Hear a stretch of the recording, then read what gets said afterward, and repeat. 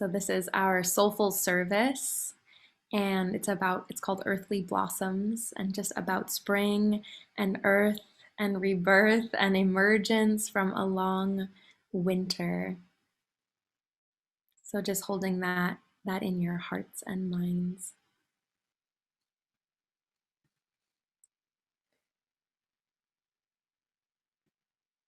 All right. So just a couple of housekeeping. If you just arrived, I was sharing that we're recording this. We're going to just post it unlisted on our YouTube channel, but if you'd like to have your video off, we totally understand. Just want you all to be aware of that. Most of you are quite used to Zoom at this point, so you probably know the gallery view and keeping yourselves muted just for good sound quality. But there's different ways that you can see each other if you like seeing more faces. And there's tons of music and poetry and songs and chants from all kinds of people from all over, our youth and young adults. And there's just the most amazing, blossoming, original music and poetry being written and shared tonight. So we really hope that this nurtures you. Many people have added their magic to tonight's service. So we're so glad you're here. And I just want to invite everybody into their bodies. So maybe taking a deep breath and closing your eyes.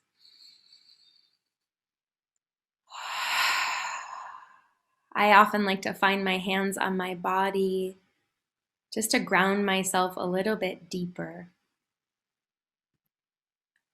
So if it feels good to do that, and just letting the eyes soften.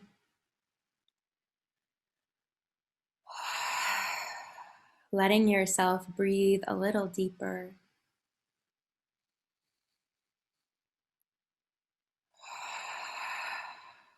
Letting yourself land. Whatever kind of day you have had, whatever you are carrying, right now, just put it down if you could.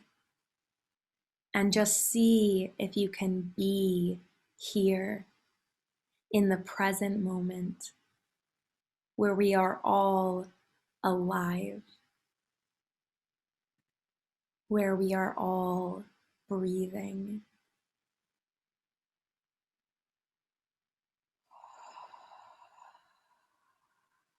And maybe, just maybe, for the next hour or so, just telling your mind that it's okay, that we don't need to go anywhere, that we don't need to do anything, but just be.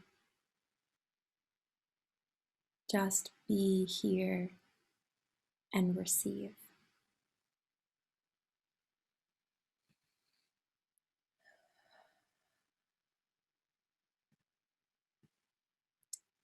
So taking one more deep breath into your body,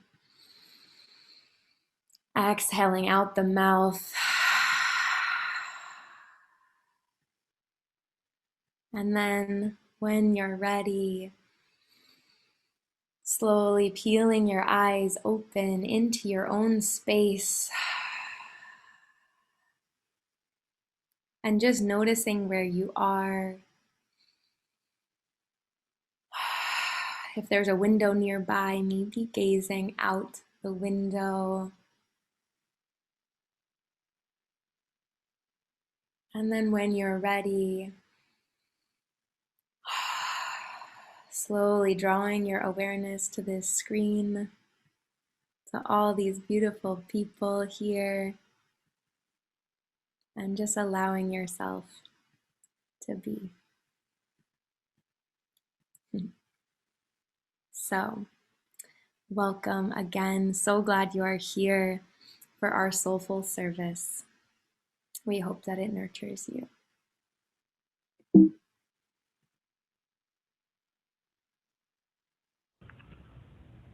Litany of Spring. As we gather to celebrate In this time of beginnings, in the season of birth and rebirth, we hear the heartbeat of Mother Earth. With the springtime comes the blossoming of the plants, a time of exploration and creation. And the emerging patterns of life, we hear the heartbeat of Mother Earth. Let us draw closer to each other and our Creator. In this, the time of reflection and growth, in the continuing cycle of life, we hear the heartbeat of Mother Earth. We recognize strengths and struggles in community. We give thanks for gifts of kindness and understanding. And our emotions with the Spirit, we hear the heartbeat of Mother Earth. Unison, let us remember past and present, and the start of the week we begin anew. Let us share laughter, love, and joy. We hear the heartbeat of Mother Earth. As I walk across the earth, thousands of things I get to see. Birds fly high, soaring higher, and on the flowers I hear the buzz of bees. The sun at dawn rises within the hills, mountains covered with snow, shining like the crown of silver. And the waves touching the cliffs, the waterfall flowing down the green-blue mountains, rivers forming a dream delta before entering the sea. And while walking on the beach at night, I feel the cool and sweet-smelling breeze. The slashing sound still feels like the sound of love and peace. The moon over the sea, shining like a ball of gold, and in every step my eyes hold wonder. I bend on my knee to thank the Mother Earth, and it is the truth. It's a great pleasure for me to live in this wonderland. When I walk upon the earth, I wonder if the trees can hear me sing. I wonder if the trees can hear me sing. When I walk upon the earth, I wonder if the trees can hear me sing. I wonder if the trees can hear me sing. Evening breeze, spirit song, sings to me when the day is done. Mother Earth awakens me with the heartbeat of the sea. Evening breeze, spirit song, sings to me when the day is done. Mother Earth awakens me with the heartbeat of the spirit song. Evening breeze, spirit song, sings to me when the day is done. Mother Earth awakens me with the heartbeat of the spirit song. Sings to me when the day is done. Mother Earth awakens me with the heartbeat of the awakens me with the heartbeat of the spirit song. Sings to me when the day is done. Mother Earth awakens me with the heartbeat of the sea.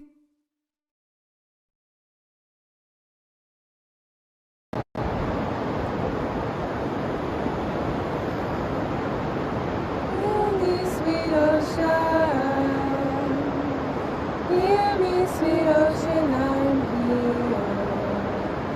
Hear me, sweet ocean. Hear me, sweet ocean, I'm here. I'm here. I'm here. I'm here. I'm here.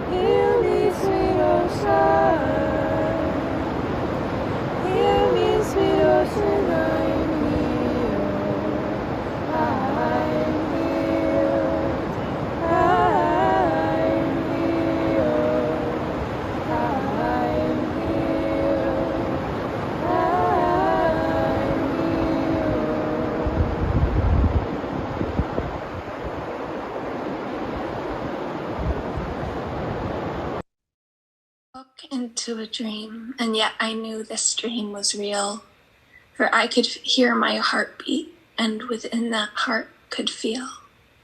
This moment was my lesson, a point of change in space and time, and yet it still exists between each heartbeat and each line.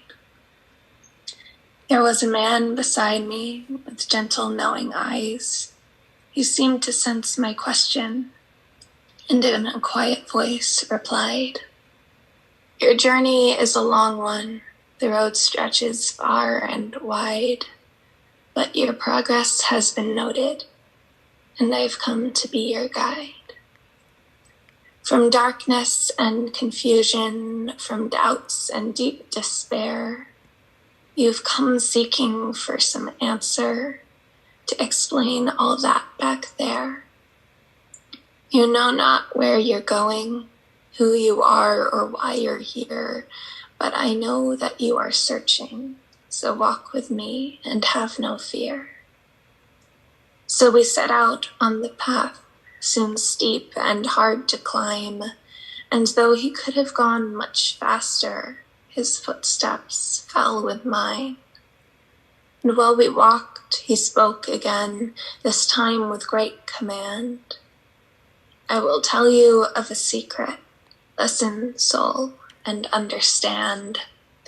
This path that we are walking is not some vision of your sleep. It is a path that each must walk, a truth each heart must keep.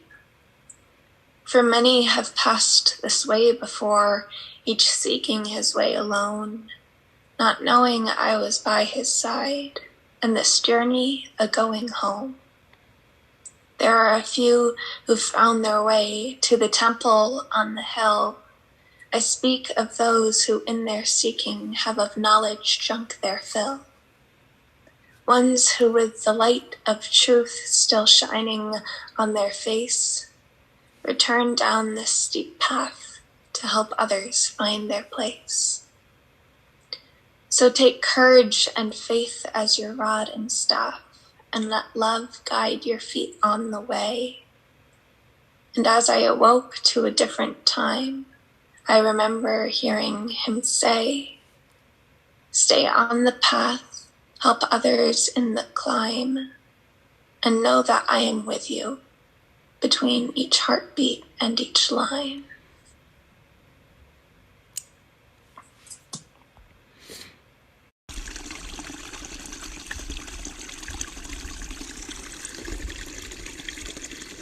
Wherever you are, slowly take a moment to still your body, to land in a place of presence, to give yourself permission to feel, to be, to receive.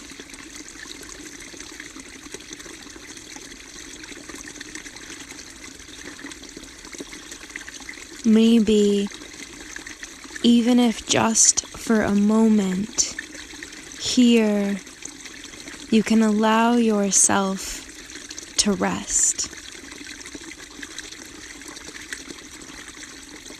Allow yourself to quiet the chatter of your own mind, to receive the resilient sound of water.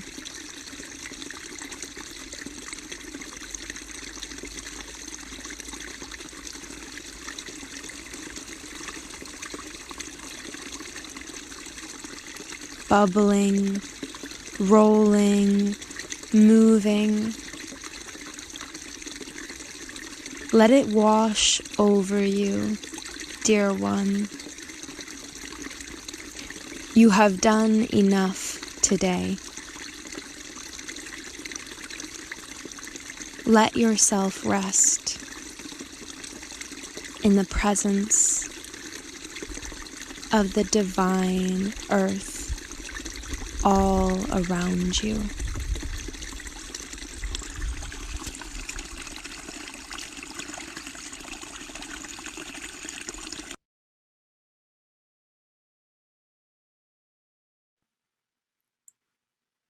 Instructions on Not Giving Up by Ada Limon.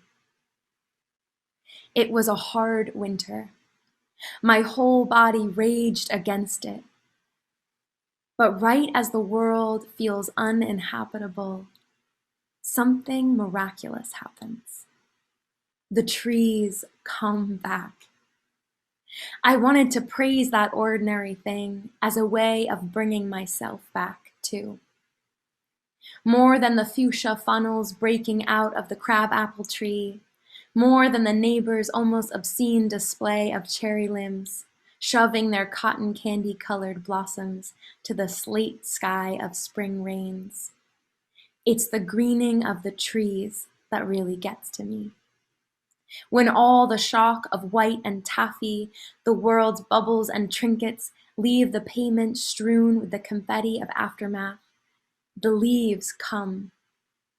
Patient, plodding, a green skin growing over whatever winter did to us. A return to the strange idea of continuous living, despite the mess of us, the hurt, the empty. Fine then, I'll take it, the trees seem to say, a new slick leaf unfurling like a fist to an open palm. I'll take it all.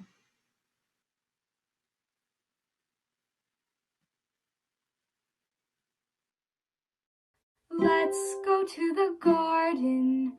You'll find something waiting right there where you left it, lying upside down. When you finally find it, you'll see how it's faded. The underside is lighter when you turn it around. Everything stays right where you left it. Everything stays, but it still changes ever so slightly, daily and nightly, in little ways where everything stays.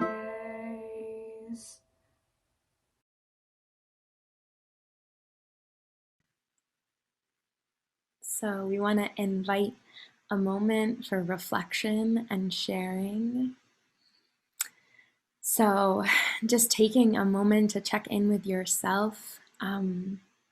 We're inviting you to share in the chat something that is popping up, is blooming, is pushing through the soil and wanting to emerge in your life right now. Something that's just coming through. So just take a moment to check in with yourself if anything wants to come through, and then take a moment to put it in the chat.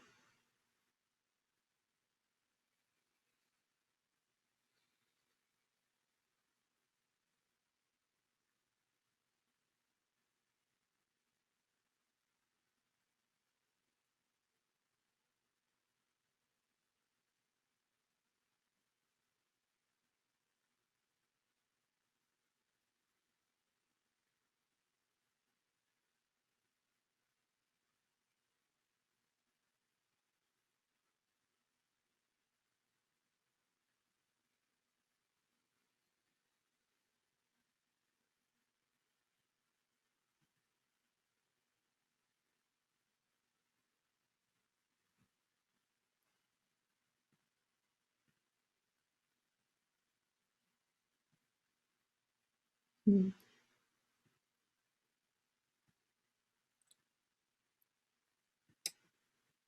So what is blossoming, blooming, emerging? We are reimagining church. It's just beginning. Besides the flowers in my front yard, I am finding the desire to write. We're not just roots where we came from, but we are branching and blossoming. Awareness, being more mindful of my doing. the idea and maybe the reality of a book with my two sweet minister friends, Ellen and Carolyn. Mm.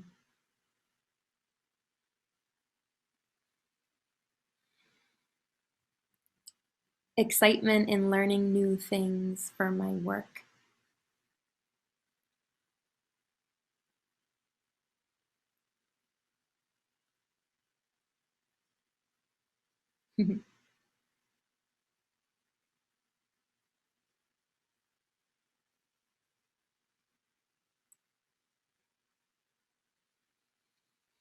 Hmm.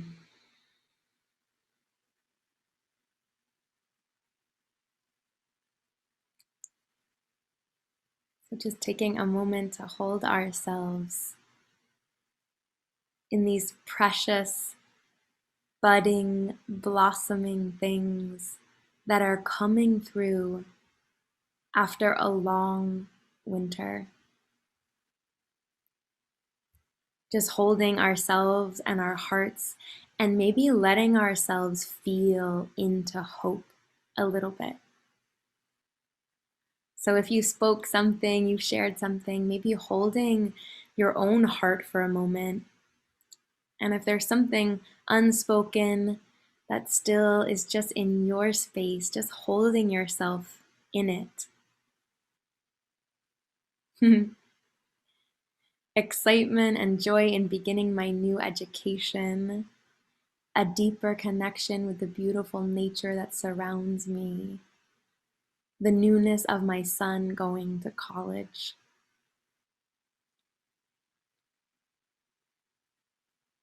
And to echo the song that Martina sang to us just now, but everything stays and everything changes. And just holding ourselves in the newness and blossoming of our own lives.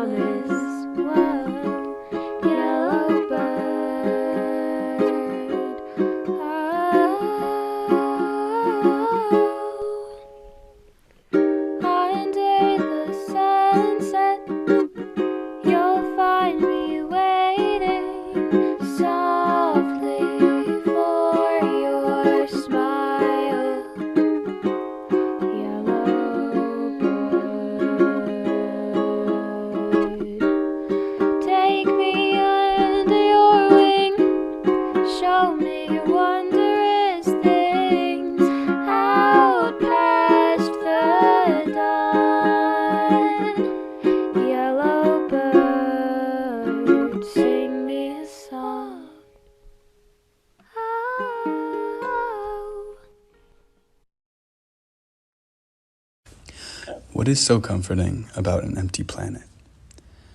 Abandoned buildings, railways, airports, lighthouses, factories. An empty clay house overlooking the sea on a similarly empty cliff on a similarly empty coast. Towns, cities, monuments consumed by nature, silent after millennia of noise. A breeze that drifts through a railroad tunnel, gently tugging at the ivy and kudzu that hangs over its entrance. A quiet room in a house deep in the heart of a once bustling city, a clock that is finished ticking, and a lamp that stays off. Sunlight comes in through the window, landing on the same patch of floor where it always has. Great fields of fruits and grain overtaken by weeds and wildflowers. Hulking combine machines nestled in the greenery, casting soft shadows across the meadows. Great statues and enormous buildings, monuments to our titanic power and mastery of the land, only serve now to reflect moonlight through the branches of forests sprung up in their city streets. Somewhere along the Arcadian coast, a lighthouse rests, its lantern unlit. In the late afternoon, the waves roll in, soak into the sand, and then roll out once more, just like they have always done. A small folding chair is set up on a grassy patch by this lighthouse, its color worn away by the sun and the rain and the wind. Somewhere else, deep in the halls of war and empire, conference tables and hulking television monitors stand unused in the dark. Rows and rows of computer towers cool in silent catacombs. And far below, terrific weapons of war lie, inert, collecting dust, hidden under miles of concrete and steel.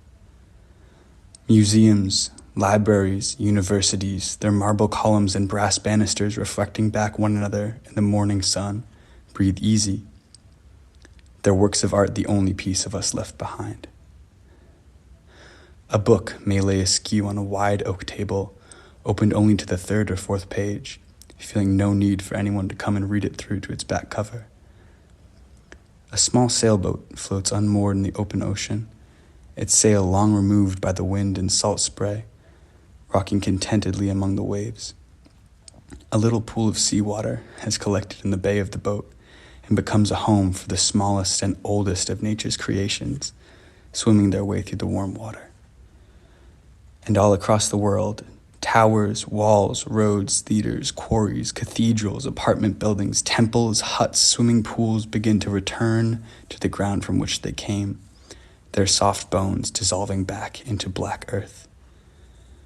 And perhaps, on a beach somewhere, the first pair of young women wake up beside one another and are greeted by the gently moving clouds as the waves lap at the sand. A sweet contentment washes over them, and they decide to lie back down in the sand and go to sleep once more.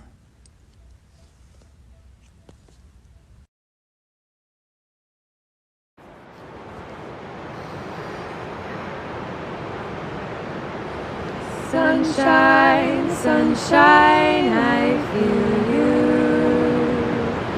Sunshine, sunshine, I feel you. Spread across my face, what a warm embrace. Sunshine, sunshine, I feel you. Sunshine, sunshine, I feel you.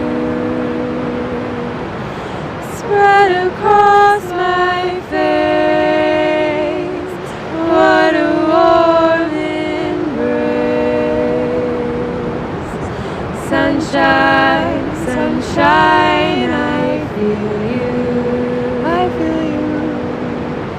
Sunshine, sunshine, I feel you.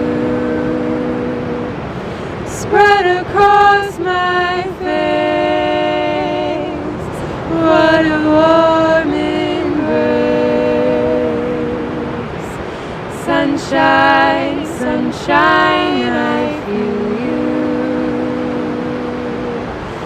Sunshine, sunshine, I feel you. I feel you.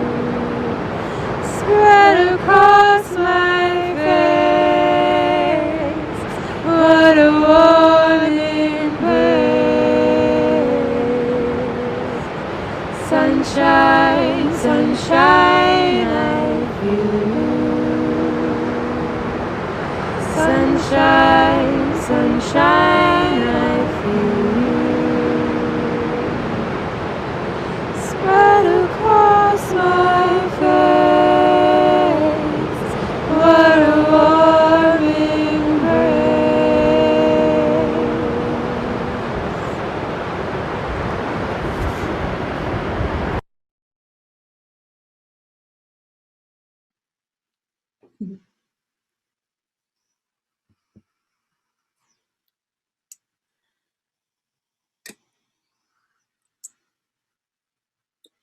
This past winter, I spent more time in my head than anywhere else. Thinking, questioning, contemplating, worrying, planning, judging. If I'm honest, I've spent most of my life in my mind. I remember back in college, a therapist once asked me, "What if you didn't try to figure it out?" At the time, I was baffled. Not figure it out? How could I do that? It seemed impossible. Isn't that what we're doing here? Trying to figure it out?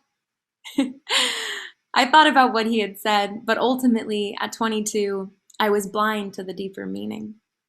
I thought I was smart giving my mind so much attention and power. She's the intelligence inside me, right? Wrong. The mind is essentially a survival mechanism. Attack and defend against other minds, gathering, storing information, analyzing. That's what it's good at. I learned this profound information from The Power of Now by Eckhart Tolle. Thankfully, some spirit guide has kept nudging me to listen to it. When it fell into my lap this past fall, I knew that there was profound wisdom in his work. I convinced my partner to listen to it with me before bed. I hoped it would seep into my consciousness. Somehow that phase only lasted so long. Before I knew it, the book had slipped into the background, and I went back into my regular ways. It was not until December that something reawakened in me. The awareness that I had a problem, and it was not my life situation, it was my mind. Since then, the book has been an essential guide for me, a path towards the life I deeply want to live, one full of presence. And so his words and wisdom is laced throughout this sermon, for it is his message that has transformed my life. I have been blind to the ways my mind had been running the show. When hearing Eckhart's words, I was horrified to know so many of them rang true for me. He writes, "Virtually everyone hears a voice or several voices in their head, almost all of the time. The involuntary thought processes that you don't realize you have the power to stop. Continuous monologues and dialogues. You've probably come across people who outwardly speak these, maybe on the streets, incessantly muttering to themselves. Well, it's not that much different from what you or other normal people might experience. It just happens inside of your mind. The voices, the comments, the speculations, the judgments, the comparisons, the complaints. What do I like? What do I dislike? How is this going? This is because the voice belongs to the conditioned mind, which is the result of all of our past histories. It's our collective cultural mindset that we all inherit. It's the one that is judging everything. And it is not uncommon for this to be someone's worst enemy, the voice inside our own head. It saddened me to say that Western culture has encouraged the use of the mind, the logic, the rational, the practical. We are taught to highly identify with our minds. We have learned to be so identified that we can't see that all true magic, creativity, and intelligence arises from beyond the mind, in a place of inner stillness and presence. The mind can never give us what we want. It only exists in the past and the future. It is the only place that it truly operates. Therefore, the mind will pull us out of the moment, out of the present, convincing us that it's right, that it knows that there's something more important somewhere else to figure out. And life can't rest until we do it. The funny thing is that we never figure it out. The mind cannot make sense of all things. There will always be unanswered questions and undone to-do lists. I've tried, believe me, I've tried for a long time to live in my mind, to figure it out. Even now, I can feel her pull. The winter is when I realized it was truly getting out of hand. So in January, as the new year came and I chose a word for myself, I knew it needed to be presence. It was presence that was underneath all the fear and uncertainty and angst. She was waiting for me to realize that I could access her at any time if I let go of my mind. I realized around the holidays that I couldn't go on like this, with my mind running my life. I began setting boundaries for myself. No phone at certain times of the day, daily walks in nature alone, breaks quietly sitting by myself, breathing under a tree. At the beginning, my mind resisted me so hard. She couldn't face it. She was scared it meant that she'd die, that she had no purpose anymore. Eckhart Tolle says, to the ego, the present moment hardly exists. Only the past and the future are considered important. This, of course, is the total reversal of the truth. It is always concerned with keeping the past alive because without it, who are you? It constantly projects itself into the future to ensure its release or fulfillment there. It says, one day, when this, that, or the other thing happens, I'm going to be okay. I'm going to be happy and at peace. My mind panicked when I tried to meditate. I was bombarded by thoughts, no more than seconds in between them. I started to see all the ways that I had been tricking myself, and my mind had been capturing me, holding me away from presence. My mind was frightened of what I'd find in the here and now. It told me stories of how terrible the present was, how if I looked closely, I'd realize I didn't like my life. I'd learn how wrong things were. That said, it's not surprising this year was full of mind chatter. I bumped up against lots of hard, heavy questions. I thought about my purpose, about my job. I felt fear and uncertainty about money and relationships. I looked into my old patterns and cried a lot. I thought everything needed to be fixed. As Eckhart says, one day when blank happens, I'll be happy and at peace. I told myself that a lot this year, that things would be right when, that I could rest into my life when, that once blank changed, everything would be perfect. I was in full striving mode, production, creation, transformation, change. And you know what? I was almost never present. I made my life about getting somewhere else, somewhere that I wasn't. I let my mind run the show without knowing it, always feeling the tension between where I was and where I thought I was supposed to be. So in January, when I made an internal commitment to presence, it was hard. But with a mixture of commitment, desire, and practice, I began to find my way back. I held workshops and worked with clients. I taught yoga and hosted rituals. I've had countless powerful conversations with friends and young adults that have helped me break through the cloud of my own mind. For months now, I have been lucky enough to receive acupuncture every week. Oddly, it has been one of the greatest mirrors for observing my mind. If you've had acupuncture, you probably know that getting stabbed 30 or so times by needles, that you're not likely to want to move around the room per se. Surely it's more of a passive activity, But it also meant that my mind was encapsulated, that it was stuck and I couldn't get away from it. When my appointments first started, I was appalled by my mind. She assaulted me for the 60 of 60 minutes that the appointment lasted.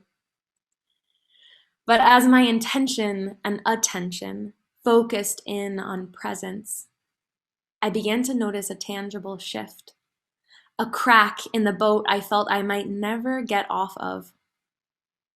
As spring sprung, I felt my awareness and presence peak. I blushed at the unfolding flowers on the trees. I sniffed the honeysuckle and cherry blossoms. I laid in the grass and let my face be kissed by the sun. I believe nature is one of the purest forms of the now. Constantly unfolding, she is the simplest, most powerful portal into the present. When I feel lost and my mind seems to be taking over, I step outside and witness the glory that is all around me. Eckhart says, redirect the focus of your attention into the now. Become intensely conscious of the present moment. There is a deeply satisfying thing when one certain criteria by which you can measure your success in this practice is the degree of peace you feel within. I am grateful to tell you that the joy and peace in my life has blossomed. It has steadily increased, and truthfully, not much has changed. I still live in the same city and in the same partnership. I'm working the same job. Yes, I have made choices and changes that have nurtured me, but one of the greatest ones is letting go of my mind. Choosing not to chase external change and some distant future where I'll arrive, but instead finding internal peace. Acceptance, presence, spaciousness, stillness, allowance, breath, movement, sound, and observation. These have been my dearest friends. And the most alive place to experience them is in nature. To be close to the birds and the trees and the streams. It is when I'm present in nature that all the medicine songs come, the poetry, many of which is in this very service. When I stop resisting what is, when I let go of the bombarding thoughts of my mind and fully live in the now, life is so beautiful. Don't get me wrong, the world needs so much healing. Many things need to change, many things need to fall away, and we all must make difficult choices to ensure a better world. But in the end, we are all human beings. We are meant to be in this world. We are meant to experience our lives. And that means living in the present, living in the here and now. That is what I choose. Freedom and presence. So I'm going to close with a poem called Lost by David Wagner. Stand still. The trees ahead and bushes beside you are not lost. Wherever you are is called here, and you must treat it as a powerful stranger. You must ask permission to know it and be known. The forest breathes. Listen, it answers. I have made this place around you. If you leave it, you may come back again saying, here. No two trees are the same to the raven. No two branches are the same to the wren. If what a tree or a bush does is lost on you, then you are surely lost. Stand still. The forest knows where you are. You must let it find you.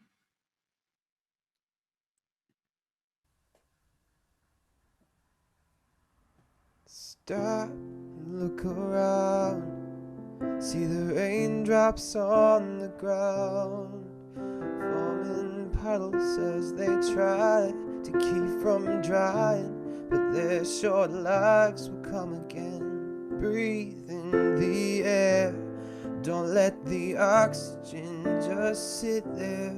Let it flow through you, inspire you to leave behind your troubles. And maybe if we try together, we'll see things we thought could never be. So simple, so green, leave behind your vanity and let it go.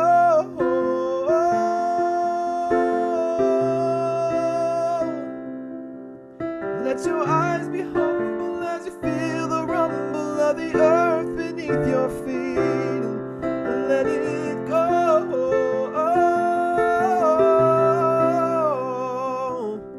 Feel the breeze through your clothes, and just trust that your body knows what's good for you, what's good for the whole world too.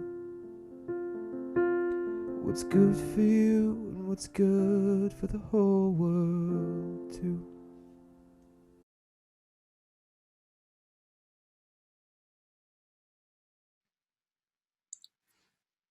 Thank you, thank you, thank you. Such a joy to have you here, and so much thanks to all of the youth and young adults and people who have supported this happening. It is such a blessing to have all of people, all the voices come together, and all the creative magic that is brewing in this beautiful community.